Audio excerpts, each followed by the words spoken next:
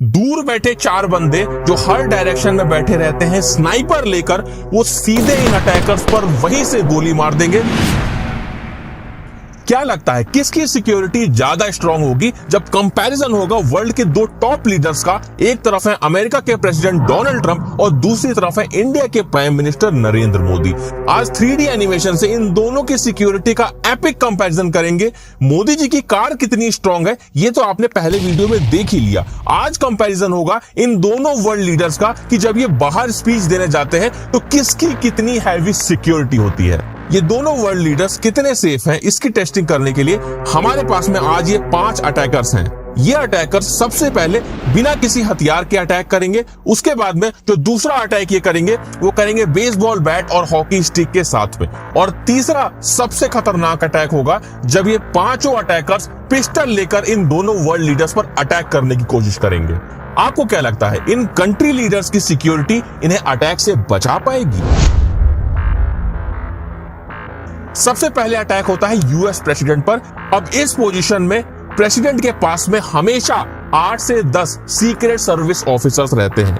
वैसे ये secret service officers 1 second के अंदर इन सभी अटैकर्स को गोली मार सकते हैं, लेकिन जब अटैकर्स निहत्थे अटैक करने आ रहे हैं तो इस समय पर सीक्रेट सर्विस ऑफिसर्स अटैकर्स को निहत्थे ही पकड़ने की कोशिश करेंगे। अगर बात करें एक अकेले सीक्रेट सर्विस एजेंट की तो वो अकेले बड़े आराम से 3 से 4 अटैकर्स को धराशायी कर सकता है। तो इस हिसाब से केवल 2 ऑफिसर्स ही काफी होंगे इन 5 अटैकर्स को धूल चटाने के लिए। और बचे ऑफिसर्स डोनाल्ड ट्रंप के चारों तरफ घेरा बना लेंगे। मतलब इस पोजीशन में ट्रंप का कुछ नहीं बिगड़ने वाला है, वो पूरी तरह से सेफ है। देखना तो ये दिलचस्प होगा जब ये अटैकर्स बेसबॉल बैट और हॉकी के साथ में आते हैं तो क्या होता है। अब इस सिचुएशन में सीक्रेट सर्विस एजेंट को ये जैसे ही पता चलेगा कि ये लोग डोनाल्ड ट्रंप को हार पहुंचाने आ रहे हैं, सभी सीक्रेट एजेंट कुछ इस पोजीशन में खड़े हो जाएंगे और 1-on-1 फाइट के लिए तैयार हो जाएंगे। एक अकेला सीक्रेट सर्विस एजेंट 2 हॉकीली अटैकर्स को बड़े आराम से हरा सकता है। ये जितने भी सीक्रेट सर्विस एजेंट होते हैं ये हाईली ट्रेन्ड प्रोफेशनल्स होते हैं। फिर चाहे फाइट करना हो या डिफेंड करना हो, ये दोनों में ही बहुत ज्यादा स्किलफुल होते हैं। तो इस हिसाब से 2 से 3 सीक्रेट सर्विस एजेंट 5 अटैकर्स को बड़े आराम से डिफेंड कर लेंगे। मतलब इस समय भी प्रेसिडेंट को कुछ भी नहीं होगा।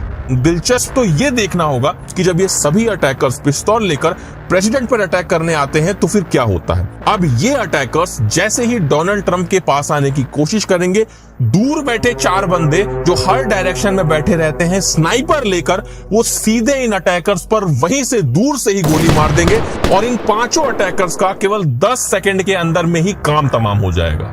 मतलब सीधी सी बात है, अगर सीक्रेट सर्विस एजेंट को ये लगा कि अटैकर्स को मारकर ही प्रेसिडेंट को बचाया जा सकता है तो एजेंट्स 1 सेकंड का भी समय नहीं लगाएंगे उन अटैकर्स को गोली मारने में।